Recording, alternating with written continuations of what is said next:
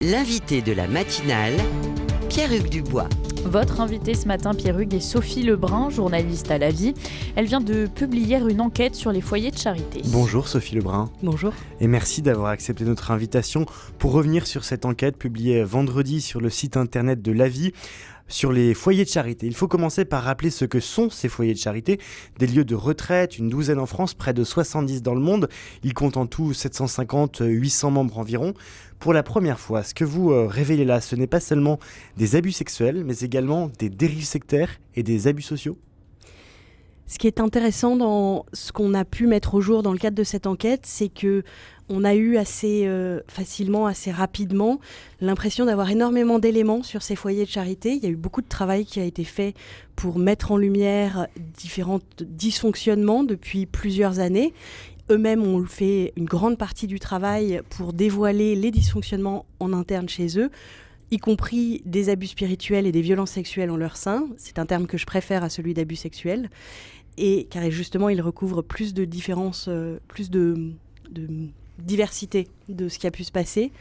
Et puis, l'an dernier, il y a des personnes qui, sur les réseaux sociaux, sur Internet, ont commencé à alerter sur des situations qui semblaient graves, de personnes, de membres de foyers qui sortaient des foyers de charité et qui témoignaient de choses plus graves que ce qui avait été dit jusqu'à présent. Et vous vous êtes dit, il faut enquêter davantage. Ça a piqué ma curiosité, mais c'est vrai que mon premier réflexe a été de me dire, il y a des délégués pontificaux qui ont été nommés par Rome en 2022, il y a des commissions qui ont fait des rapports, il y a un travail de vérité qui a commencé. Quelque part, pour moi, la conscientisation était faite et il y avait des gens en charge d'aller au bout de comprendre un système peut-être qui n'allait pas. Oui, puisqu'il faut rappeler que dès 2022, donc 3 délégués pontificaux ont été mis en place, Monseigneur Michel Dubos, Laurent Landette et une assomptionniste, la sœur Christine Foulon. Tous étaient chargés justement d'enquêter. Cet audit a patiné selon vous ? Alors tous ont été chargés par le Vatican d'appliquer des mesures des mesures que les foyers de charité ont annoncé vouloir faire un an plus tôt, un audit ainsi que une réforme de la manière d'écouter les abus spirituels et les violences sexuelles en leur sein, et une commission théologique pour travailler sur les déviances qui pourraient venir de la base de la fondation des foyers de charité. Et c'est vrai que du coup, en fin d'année dernière, je me suis dit, faisons le point. Il y a eu très peu d'informations finalement qui sont sorties sur ce qui se passe depuis 2 ans. Qui fait quoi, à quel moment, et posons des questions. Et c'est là où j'ai réalisé qu'il y avait beaucoup de choses qui se passaient depuis 2 ans et très peu d'informations. Et justement, très concrètement, que se passe-t-il depuis 2 ans et depuis plus longtemps aussi ? Quel est l'élément un peu saillant, nouveau, que vous avez pu mettre en lumière ? Alors là, ce qui nous a frappé à La Vie, c'est que il y a des va-et-vient, c'est-à-dire qu'il y a des gens qui veulent faire des réformes à l'intérieur des foyers de charité, qui s'y attellent avec beaucoup de force, beaucoup d'énergie. Il y a des gens qui veulent aider les foyers de charité à faire des réformes, qui s'y attellent avec beaucoup d'énergie. Et il y a, face à eux, selon notre enquête, un système qui ne permet pas la réforme. Le mode de fonctionnement, l'organisation même aujourd'hui des foyers de charité, d'après plusieurs de nos témoignages et d'après notre enquête, broie les personnes et les âmes. C'est-à-dire que à partir du moment où les membres de foyers de charité ne sont pas dans un statut qui permet de reconnaître leur dignité, ne sont pas dans une manière de fonctionner qui permet que leur vocation soit vécue pleinement et de manière heureuse et libre, alors, en fait, toute volonté de réforme ne peut pas aboutir. Que disent vos témoignages ?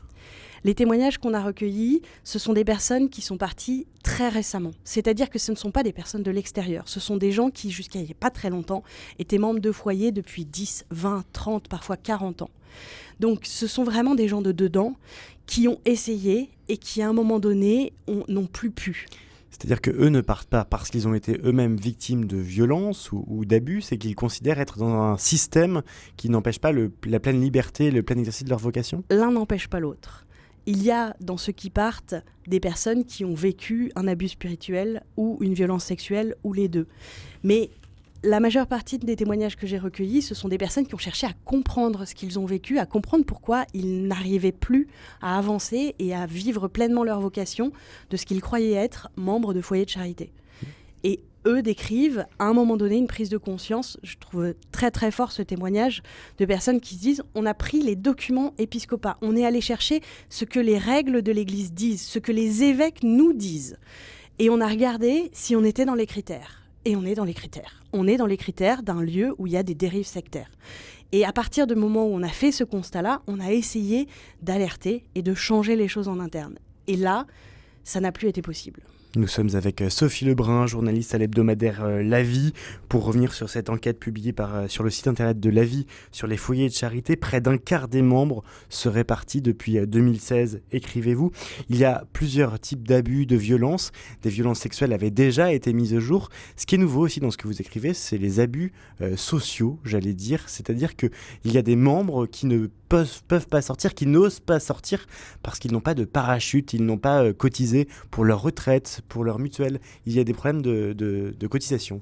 Je vais transformer un peu votre phrase. Ils n'ont pas cotisé, ça n'est pas vrai. Ça n'était pas à eux de cotiser directement. Ils ont été dans un système qu'on leur a proposé et dans lequel ils avaient confiance et qui a amené à ce qu'ils ne soient pas protégés selon le droit du travail, selon le droit français.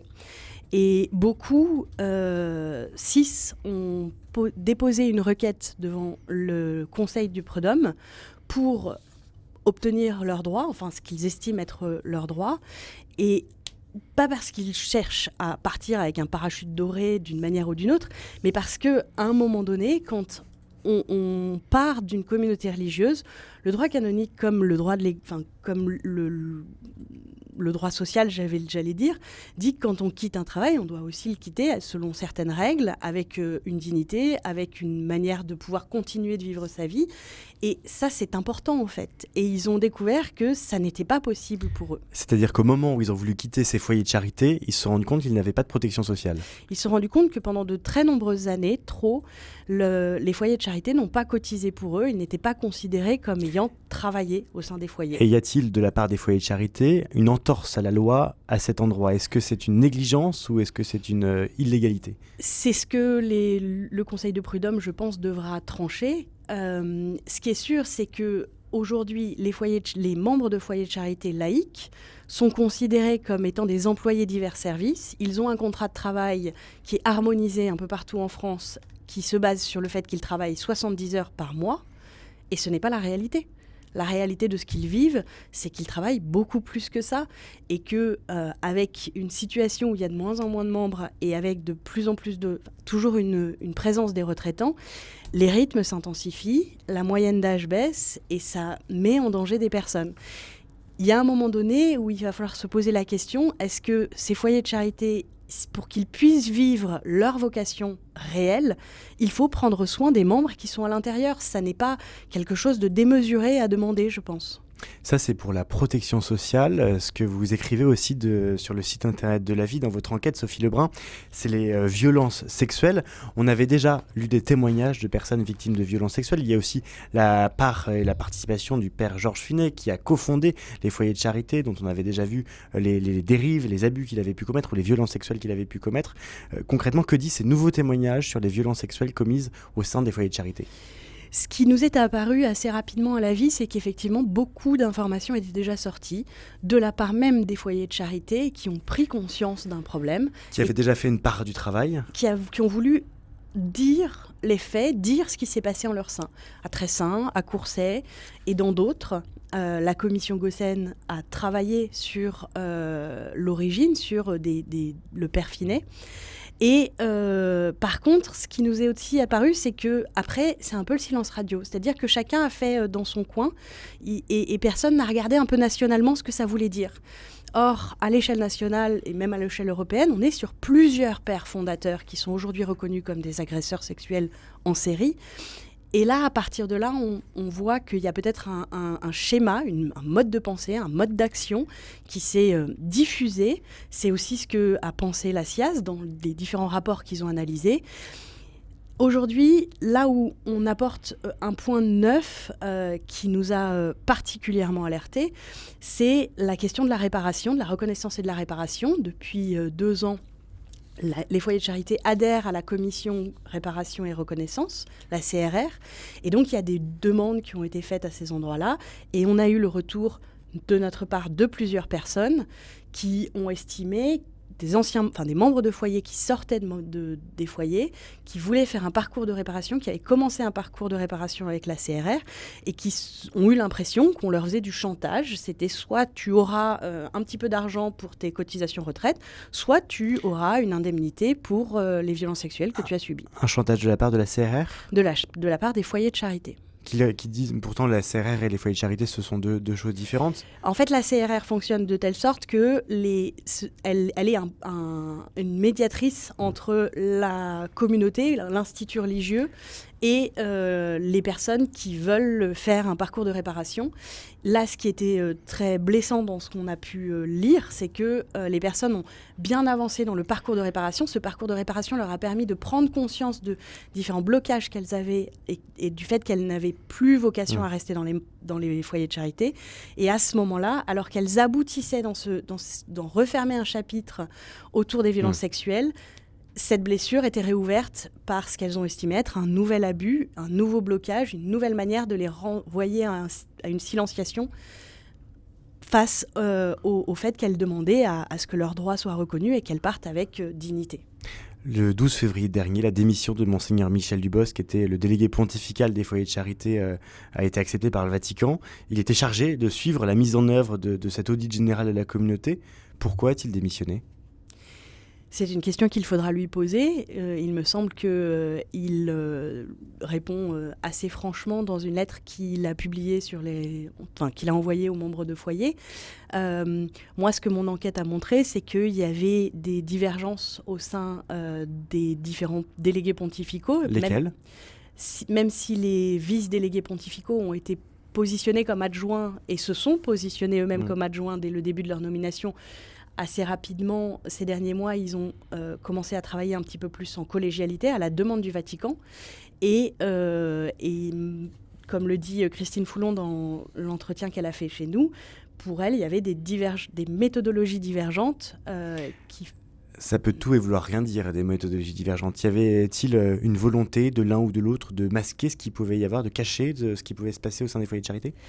Pas forcément de masquer ou cacher, je pense qu'il y avait une approche de la réforme qui était différente, des rythmes de vie et des rythmes vis-à-vis de cette réforme qui pouvaient être différents, et clairement une divergence sur la manière de regarder certains abus, et notamment ceux que nous avons listés.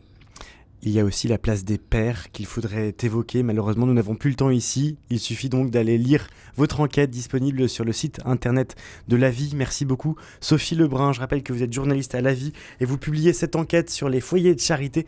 C'est donc à lire sur le site internet lavis.fr.